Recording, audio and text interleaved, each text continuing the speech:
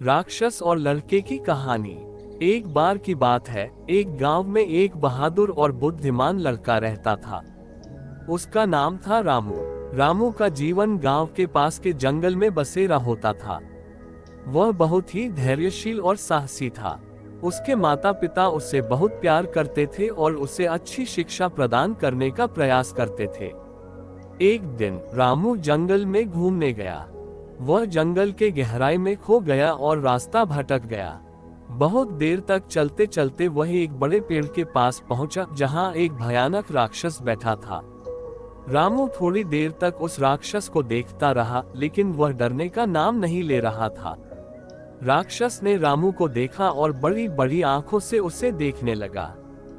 तू कौन है और मेरे जंगल में क्या काम है? राक्षस ने गर्जना से कहा। रामू ने धैर्यपूर्वक राक्षस से कहा, मैं एक साधारण गांव का लड़का हूँ। मैं यहाँ के जंगल को देखने आया था। राक्षस को रामू की बहादुरी पर हैरानी हुई।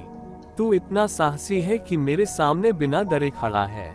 मैं तुझसे बहुत प्रसन्न हूँ। राक्षस ने हंसते हुए कहा। रामू ने विनम्रता से कहा, आपसे मिलकर मुझे भी खुशी हुई। क्या मैं आपके साथ कुछ सीख सकता हूँ?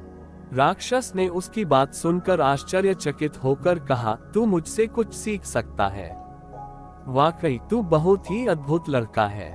रामू ने राक्षस से सीखने की इच्छा जताई और राक्षस ने उसे कुछ उपाय और जंगल के रहस्यों के बारे में बताया। वे दोनों बहुत अच्छे दोस्त बन गए।